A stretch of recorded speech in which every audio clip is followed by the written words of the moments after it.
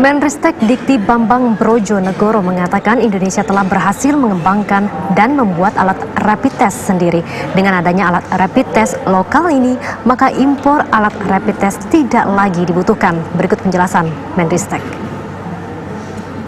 Di awal bahwa semua alat rapid test itu harus diimpor, sehingga dilakukanlah impor rapid test dalam jumlah besar. Nah, impor dalam jumlah besar itu terus terang mengganggu perasaan kami, terutama juga pandangan kami di Kementerian Ristek bahwa yang namanya rapid test itu tentunya suatu teknologi yang bukan tidak mungkin kita kuasai. Alhamdulillah, salah satu lembaga yang ada di bawah koordinasi kami, yaitu BPPT, kemudian mempunyai inisiatif untuk mengembangkan rapid test inovasi dalam negeri. Jadi rekan-rekan media juga harus bisa membedakan mana yang hasil inovasi dalam negeri, mana yang cuma sekedar buatan dalam negeri. Karena kalau buatan dalam negeri itu artinya produksinya dilakukan di Indonesia, tetapi desain alatnya, kemudian pengembangan produknya mungkin membeli atau mengambil model dari luar. Ya, jadi pabrik yang di Indonesia itu hanya melakukan semacam assembling dari rapid test yang desainnya atau pengembangannya dilakukan di luar negeri. Sedangkan rapid test, tepatnya Riga COVID-19 ini adalah benar-benar inovasi dalam negeri, diinisiasi oleh BPPT yang bekerja sama dengan beberapa perguruan tinggi, khususnya Universitas Gadjah Mada, Yogyakarta, dan Universitas Airlangga di Surabaya, serta dengan perusahaan yang kemudian menjadi produser awal dari alat rapid test ini, yaitu PT Hepatika Mataram. Nah, pengembangan produk RDT ini dilakukan dengan teknik namanya imunochromatografi, ya, imunochromatografi, dan sudah dilakukan tahapannya dari desain sampai prototipe, bahkan sudah sampai produksi.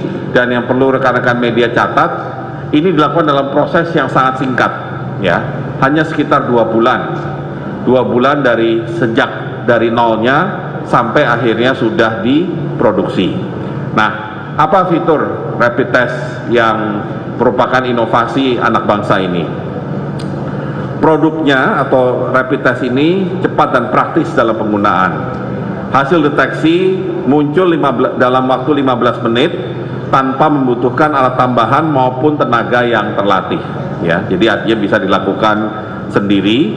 Kemudian merupakan alat uji yang fleksibel, dapat menggunakan sampel serum, plasma, atau whole blood untuk mendeteksi baik orang tanpa gejala, orang dalam pemantauan, pasien dalam pengawasan, maupun orang yang sudah sembuh atau pasca infeksi. Nah, produk ini telah diuji validasi. Ini yang juga barangkali menjawab pertanyaan banyak rekan media mengenai akurasi dari rapid test. Betul, rapid test kalah akurat dibandingkan PCR test. Karena PCR test memang tujuannya untuk diagnosa, sedangkan rapid test adalah untuk screening.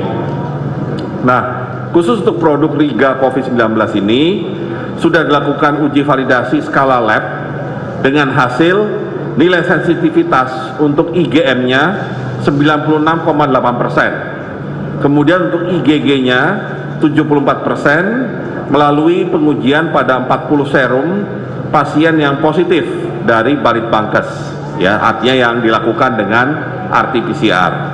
Kemudian tingkat spesifitasnya IgM 98%. Bahkan untuk IgG-nya spesifitasnya 100%. Dan pengujian ini dilakukan pada 100 koleksi serum. Nah, produk ini sudah dilakukan juga akurasi, baik di rumah sakit sekitar 4.000 kit, di Jogja, di Solo, Semarang, dan Surabaya, serta diperkuat dengan uji lapangan sekitar 6.000 kit, yaitu uji akurasi dan uji screening di beberapa puskesmas, termasuk yang di Kabupaten Sleman. Nah, saat ini produk Riga COVID-19 sedang dilakukan uji validasi di Baritbangkes Kementerian Kesehatan sebanyak 200 kit. Pemirsa, kami akan kembali hadir dengan informasi perkembangan terbaru penanganan COVID-19 sesaat lagi.